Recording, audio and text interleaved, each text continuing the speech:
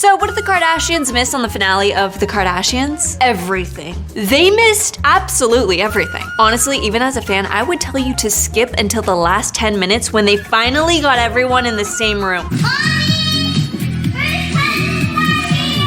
Except they didn't. I'm so sorry I'm not at the dinner, but I hope that it's all going perfectly and beautifully. Like, here's the thing. This finale dinner scene wasn't even really just a family dinner. Just check a couple Kards fan accounts and you'll see the sisters on this very night, March 6th, celebrating what appears to be an unofficial mini launch of Kylie's new vodka soda brand Sprinter. Drinking while watching your kids mildly is okay. Which frankly is a hell of a lot more interesting because Kylie's pep walks leading up to the release were absolutely iconic advertising. And the real launch party of Sprinter actually got Khloé out of those gates. And not only out of the gates, but out of the gates to catch steak sans bra. Now that's a finale. So why didn't Kendall just look into the lens of the Hulu camera and say, hey guys, sorry I'm not at the family dinner, aka the hard seltzer launch. I happen to be 5,642 miles away in Paris shooting a L'Oreal campaign. Like, the Kardashians made it clear it's a more career-focused show than Keeping Up. So show your work, honey. Because I'd watch that episode. Especially given that, had the cameras accompanied you on that work trip, they would have caught you immediately shutting down any mean girl accusation that has ever been hurled your way. So cute. I'm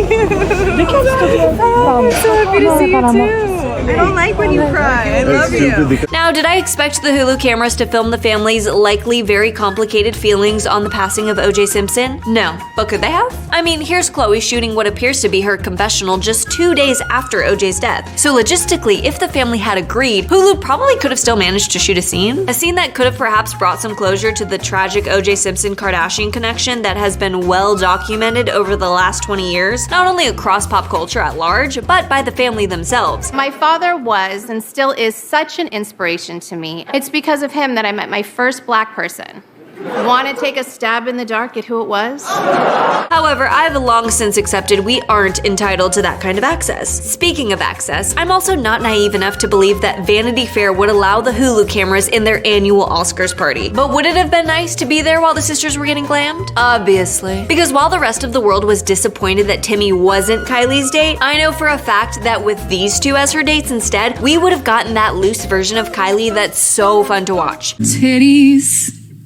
Titties. Now I'm just spitballing here, but if I were EP of the Kardashians and storyboarding the finale, I think maybe I would have been like, hey Kylie, you and Iris Palmer just went out and Iris just commented on all that speculation that you're on Ozempic. Like, do you want to remind everyone you live in a 26-year-old body and that body gets worked out daily with the help of a personal trainer? Or any interest in expanding on the quote you just gave the New York Times about how it was the birth of air that actually influenced your style change? Like, you don't have to mention you know who, but would love to hear additional thoughts since your style evolution has created so many headlines. Or Khloé, the whole season, the narrative has been, oh, you never leave Calabasas. Do you want us to follow you on your past few trips beyond the gate to demonstrate your healing journey? And Kim, can we get an entire confessional about your obsession with the Where is Kate Middleton cultural phenomenon? And then can we film as you realize everyone's pissed at your caption, and while Blake Lively issued a public apology for her joke, you're like, nah, I'm gonna leave mine right here. And if not, can we at least come with you to the White House and see just a second of your Kamala Harris criminal justice reform talk? Like, I'm a huge Jane Fonda fan and appreciated this scene and the work you two are doing, but man, in retrospect, even just you walking in to see the commander and brat herself would have made an excellent finale. Oh, and Courtney, you yet again allowed us in your delivery room and somehow convinced Mason to film in this past episode. Fit check.